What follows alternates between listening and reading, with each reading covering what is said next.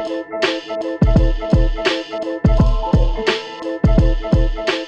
guys, and welcome back to the Movie-Club Emporium. And this week is special because there's not one but two of us, because we need two people to talk about this movie. I'm joined by co-host Nick. Hello, co-host Nick. Hi, Jason. Thrilled to be here. And we're talking about 1990's The First Power. If you haven't heard of this movie, yes, you have, because in talking about this movie, in full disclosure, Nick and I watched this movie way back when. We even used this movie. I'm pretty sure this is where our love / parody of Lou Diamond Phillips came from. What is happening in my background right now? Fireworks. Okay. Baby, you're a firework. Okay. Thanks. I don't know. I'm assuming that's where our Lou Diamond Phillips, because we even used our character version of Lou Diamond Phillips in a movie we made. Was from this movie. But no, going back and then looking at some other movies like this, the 1990s, we loved two things that I kind of wish one would come back. The two big things were we love ska music and body hopping serial killers, because this is like one of 6 movies that has a body hopping serial killer. Whether it's Fallen, which I'm sure we will reference a lot, but also Shocker, which is a movie that probably should be talked about here on this channel, as well as House 3, the horror show, because both of us love Brian James. Yes. Also, Jason Goes to Hell, the Final Friday, body hopping serial killer movie. A little older, but The Hidden, which I'm thoroughly convinced a lot of these movies ripped off of. I think a lot of movies borrow a lot from The Hidden. It's a little bit further back in the 80s. And I'll be honest, I think we're even forgetting some movies that use the same kind of plot. Oh yeah, they're everywhere. Like, we were just hopping bodies because anybody could be a killer. It was the 90s. That's what Dateline told me in the 90s as a small boy. Anybody could be a killer. Even that guy from the Naked Gun movies. So, without any further ado, let's get into The First Power. This movie stars Lou Diamond Phillips as the guy who will not stop not smoking. But God damn it, if he doesn't look good in a duster. And it's one of those like 1990 dusters. And he's wearing a suit, which these series of suits that don't match, and cowboy boots. He's going for a few different looks in one, and it's an interesting choice to say the least. Yeah. They're 90s suits. So, of the two things you'll notice is that the pants touch the bottom of the nipples, and they are ill-fitting, to say the least. Yes, I was going to mention that. They do not. It looks like somebody wearing a little kid wearing their dad's suit. Because LDP, Lou Diamond Phillips, is not a very large man, and he's just, it looks baggy and kind of weird on him. And did they not have anybody in the wardrobe department like getting all this together? Because I wouldn't say it's a big budget movie. They spent some money on this movie. Oh, yeah. It's not a theatrical release. This wasn't some straight to video, shot on video movie. This was a major release, fairly well financed studio film. Getting this hot young actor, Lou Diamond Phillips, who, I'm going to get this out of the way, is really miscast in this role. He's supposed to be playing this. I think isn't he supposed to be a lieutenant? Yeah. Well, he's a higher ranking member of the police force, but he looks like he's 22 years old. Well, go ahead. Sorry. I think in real life he was 28 or 29, but he looks way younger than that. Yeah. All these movies aside, it's Supernatural Cobra. And Lou Diamond Phillips is not Sylvester Stallone. In size or like screen presence, but yeah, he's also like really young. He comes off, when he acts tough, he kind of comes off as bratty, which is kind of Yes, adorable. it is. He's super adorable in this movie with his ill-fitting suits and his attitude and his inability to smoke a cigarette, because that's something we noticed way back in the day, is that he constantly pulls out cigarettes but rarely lights them up, to the point where it's kind of weird. Or he lights it's the light and then cut by, like, we're not inhaling, we're lighting the cigarette and then we're just getting rid of it because frustrated. Well, it is something I've come to notice in movies more, and it's because of this movie, is watching when there's a character that smokes, whether they're actually a smoker or Oh not, yeah. because people who are smokers and people who are non-smokers handle cigarettes differently. People who are non-smokers are like trying to look really cool with it. It doesn't, and it looks, I don't know, very cinematic, not organic. Yeah. And it's just it's such a it's something we made fun of a lot with this movie, because we've made fun of this movie a lot for over 20 years. Honestly, uh, the best part, I'll let you go. I just want to say, as much as we're kind of giving it to Lou Diamond Phillips in this movie, I do want to take this time to praise the great character actor, Jeff Cobra Patrick, who plays our titular body hopping killer. You don't know him, but you know him, because he's been in pretty much every television series that's required a villain. Pretty sure he's been in. There's that one random X-Files episode where he plays the good guy, as that's the twist, is that he's the good guy of the episode.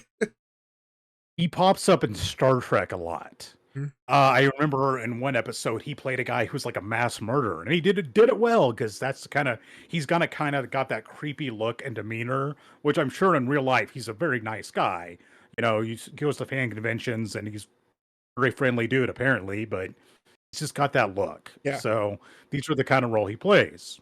So so you have an idea of what we're talking about. I'll give you a quick rundown of the plot. Yes, please. So there is a serial killer loose in LA, because that plot has never been used in a movie ever. Um, it is LA, right? Yeah, it's I don't LA. even remember. Okay. A serial killer known as the Pentagram Killer, and coming off the satanic panic of the 80s, he carves pentagrams on his victims, and it's theorized that he's a Satanist. Well, hot on his trail is Lou Diamond Phillips playing, and I'll have to look at his name here. Uh, Dollars to Donuts. It's something super cool. Russell Logan. Oh yes. Yes. So he, comes to the crime scene, fails to smoke his cigarette and his big old dad suit, and tries to figure out what's going on. Well, eventually, and this is not spoiling anything, he captures the serial killer, thwarts him, and sends him to the gas chamber. You don't see any of the trial or anything like that. That would have added nothing to this movie. So there's a scene which, I'm sorry, cracks me up. The gas chamber scene, in which he hulks out of the gas chamber and busts through the glass. And when he busts through the glass, it is so clearly a stuntman. Oh yeah. He backed it up, and it's like, okay, it just cuts to the stuntman breaking through candy glass, which I'm not sure why you need a stuntman for that, but whatever. And this guy, Lou Diamond Phillips, of course, there witnessing the execution. Lou Diamond Phillips pulls out his gun and unloads it at him, and apparently misses every single time. Which is another running joke of this movie, is that Lou Diamond Phillips can't hit shit in this movie. Nope. He pulls out his Beretta 92, the official cop gun of the 1980s and 90s. It's 15 rounds and can't manage to do anything with them. Somehow, this young guy is a high-ranking police officer in the LAPD. It's because he's Turns out Oh, go ahead. I was gonna say he's sweating his balls off because he's wearing a cowboy winter coat the entire time he's in LA. yeah, you'd be miserable wearing that in that city, no matter what time of the year. Well, it turns out that scene is all a dream, but in fact, the Pentagram Killer does in fact get executed. But seeing as he was a Satanist serial killer, his spirit soul goes free, and he is able to possess various toasts. because he is granted, as we figure out through exposition, he's granted the first power, one of three powers that can only be bestowed by God or the devil. And the first power grants him the ability to possess people. And unlike other movies, there doesn't seem to be really any rules around how he can go around possessing people. He can, like in Fallen, he has to touch people. Here, he can just show up on anybody at any time, which I think not having any kind of rules around it leaves it absolutely riddled with plot holes, but whatever. I'm probably overthinking this movie. They're going for this supernatural thriller and thrilling it is not. Anyway, so the rest of the movie is about Lou Diamond Phillips' character, Russell Logan, tracking down, trying to stop this evil entity, this body hopping serial killer, with the help of a psychic and some advice from a nun who's kind of aware of what's going on. And they get the holy MacGuffin, to finally kill this guy, and antics ensue. And I am not joking, antics really ensue, because this movie gets incredibly goofy at times. I mean, super goofy. I can't believe anybody screened this and thought, oh man, this is going to be such a thriller, because it is not. No. The unintentional comedy in this movie is very strong. It is not scary in the slightest. It is not suspenseful. It's just Lou Diamond Phillips bumbling around, having hilarious mannerisms, while the serial killer inhabits random people's bodies to sometimes a great comedic effect. It does, but the one thing that works well to me for Fallen that doesn't work here is because essentially Lou Diamond Phillips, either he always sees him the way or just the movie's bad at showing that. He's always just this guy. Like, you'll see that who the host is kind of, and then it's immediately he's just fighting this guy. But we have to talk about, because if we're going to talk about this movie, this movie is only memorable besides the Lou Diamond Phillips stuff for one thing. And Hold on, just a second. No, you're good. Yeah, it's just this movie is taking itself very seriously, but it is not. And even you bring up the nun, I completely forgot about the whole nun thing. There's like a secret. She's like a nun, and there's like a secret weapon that's like in a medicine cabinet in this nunnery that's hidden, and nobody's supposed to know where it is. But no, what I want to talk about is the thing that has kept this movie with us for 20 plus years, and that's the scene in the hotel with the ceiling fan. So yes, you want to break that down? So, favorite scene in the movie by far. They're in this motel trying to, track down whoever the pentagram killer is possessed.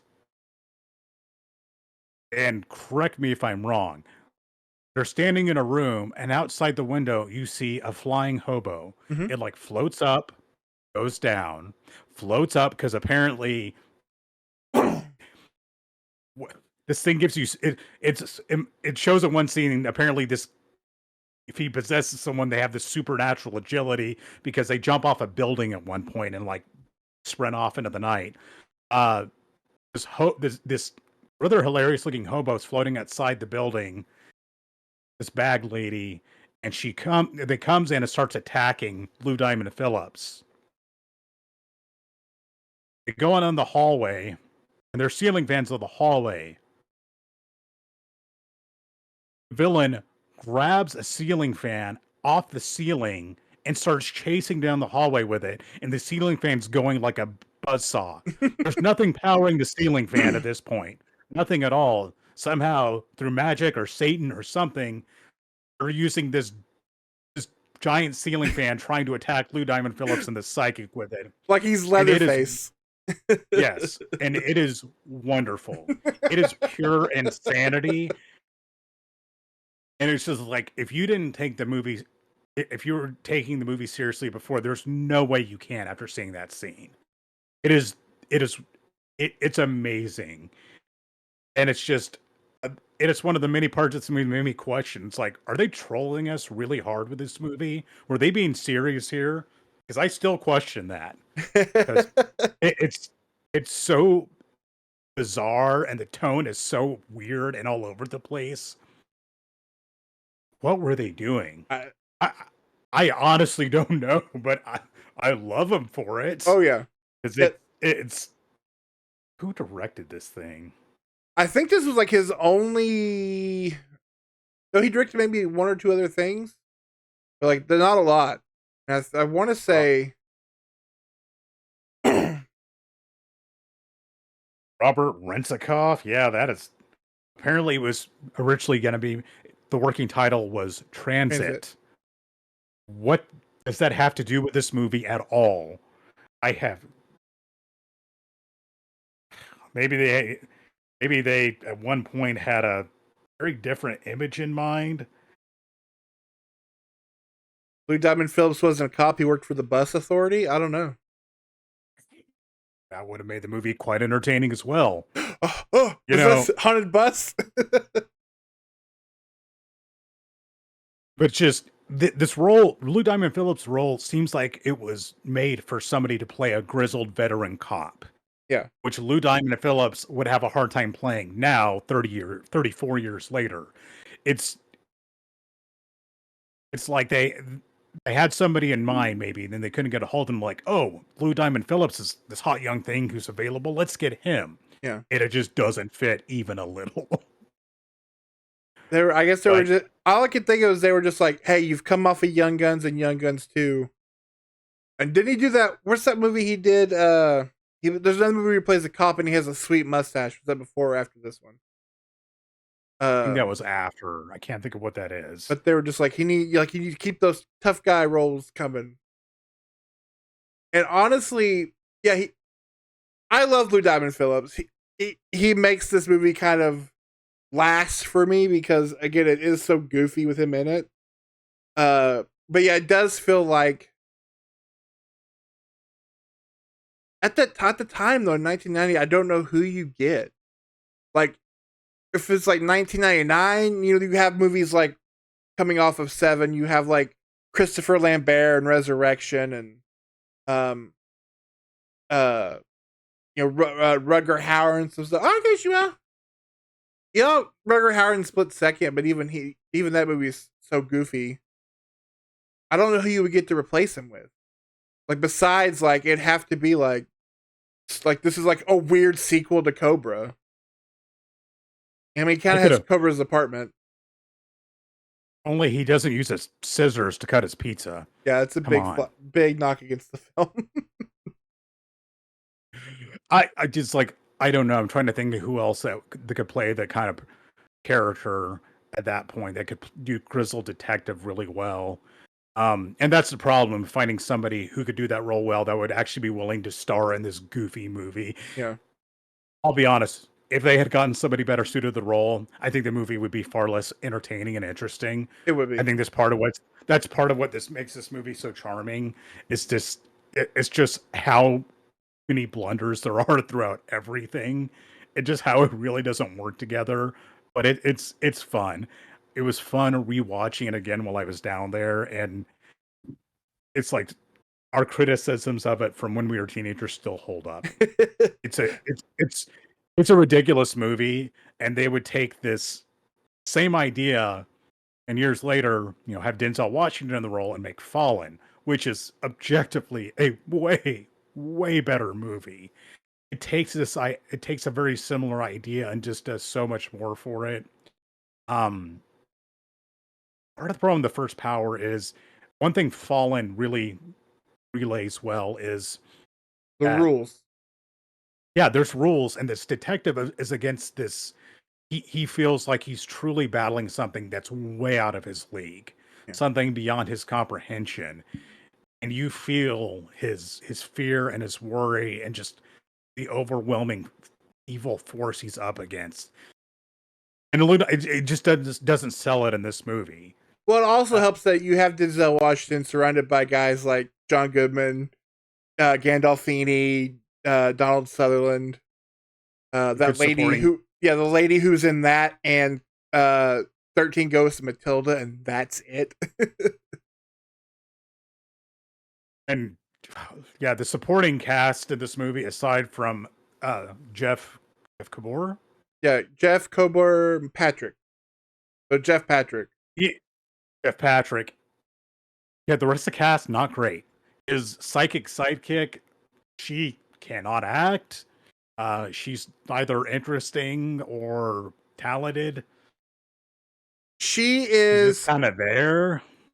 she is wet blanket Meg Foster from They Live without the Meg Foster turn of that character. Like if this was Yes. Meg Foster, like it would be so much better. But this woman just isn't Meg. She's Wish.com Meg Foster. Yes. And that's a great way to describe her, because she's almost having like a similar physical description, but just none of the talent, none of it. Yeah. And the nun, who, as we've already pointed out, is very forgettable. She's there. Although at one point she gets possessed and stabs Lou Diamond Phillips. And oh, sorry for ruining that part of the movie. Watch it if you're in for a good time. It has one of those endings that it's like, oh no, is it really over? No, it's not. It's not over. No, I want buddy the first boy. power. The first power. Let's get that like requel series. We'll call it the first power again. David Gordon Green can direct the trilogy for it. We'll bring back LDP. I'm all in. He's certainly not going to be directing any more Exorcist movies, so let's do it. Ain't that the truth? I lost my train of thought. Yeah, it's. Oh, yeah, I was going to say. The Pentagram Killer calls Lou Diamond Phillips' character Buddy Boy throughout the entire movie. Hey, Buddy Boy, Buddy Boy. And that's like one of the last, I think the last line of the movie. It's like, see you later, Buddy Boy. Yeah. And it's like, it's not an intimidating catchphrase at all. And it's. Well, I mean, to be fair, neither is Time Is on My Side, and yet that movie, Fallen, makes that song terrifying. To this day, that song is terrifying. It does, and it makes it work, and it's just nothing in this movie truly works at all. But that's why it's entertaining. Oh, 100. As much as we've bashed it, I love this movie. Yes. I was like reading through like a few of the Rotten Tomatoes reviews for it. Let's see if I got them pulled up. Silly and forgettable unless you're a fan of vintage Phillips or curious to see 1990s Los Angeles. The first power is a chore to sit through. Disagree. Not a chore to sit through. Let's see. Cheesy horror flick, not worth your time. Rude. There was actually two positive reviews. A digestible take on screen menace using Phillips and co-star Jeff Kober quite well in this unremarkable but effective B-movie. Okay? When you get right down to it, makeup and masks aren't nearly as scary as human countenance hiding a black heart. That dude is thinking way too hard about this movie. All right, who wrote their college thesis on Letterboxd? What's going on? Oh, man, dude. Well, somewhere out there's a fan for pretty much every movie. And apparently that fan's name is Steve Newton. Well, I mean, besides all of your big words, Steve Newton, I agree. This movie is great. For all the dumb silliness of it, I adore this movie. And you can too. I think it's streaming. It was a while on Amazon Prime. The Blu-ray and DVD of this movie are dirt cheap. Find it, watch it, have a great time with it. And again, like you could have a whole like weekend sit down with all the movies that involve body hopping serial killers. So go to town. Although I say save the hidden, save it because it's precious. If you're gonna double featured hidden, I think you save that for Dark Angel, right? Yeah, that'd be a good double feature. You save the hidden, but House 3 to Horror. I Come in Peace, right? Yes. Yeah, that'd be a dynamite double feature. I adore both of those Yep. movies. I think they're Speaking both great. speaking of movies with multiple titles, next week we sadly have to bring our 90s schlock January to an end and move on into the future of 2024. But we're going out on for us two probably the highest of high notes because we're going to be talking about the movie that we grew up watching called Rising Storm. But if you ask uh, any of the physical media that you can find for it, and it is almost guaranteed lost film, it's Rebel Storm. But we're going to be talking about it next week. Until then, watch some 90s trash because you're not going to have a better time than that. And then thank you for me and for Nick. And we'll see you guys next time. See you next time. Bye.